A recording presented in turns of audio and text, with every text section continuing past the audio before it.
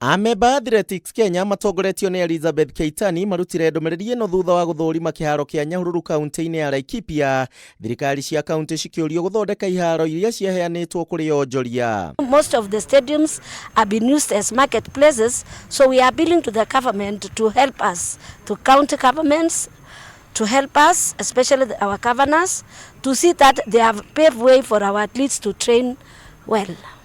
The Nanyuki Stadium requires a lot of renovation, and also in Nyahururu. Nakuru Stadium also requires a lot of requires to be repaired. Ateng'eri rĩrĩ maratanywo gucokereria ihaaro-inĩ ĩkĩaine yugĩte bara ya kũrũa na ũhũthĩri wa ndawa cia kũrirũkia icoka no ĩrathiĩ na mbere, mũrigo mũnene rĩu ũgĩtigĩrwo makocha kũrora ateng'eri ao.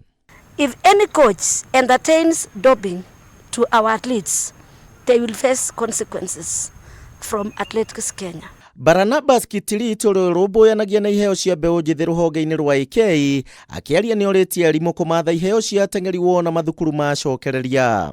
Development should be at the primary level.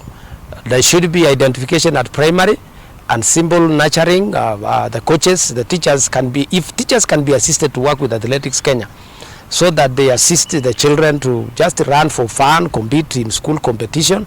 Then when they go to high school, they are now subjected to training. Atongoria mekwaragia hingo ya kuheana uteithio wa irio kuri ateng'eri ethĩ kaunti-inĩ ya Laikipia kĩharo-inĩ kia Nyahururu.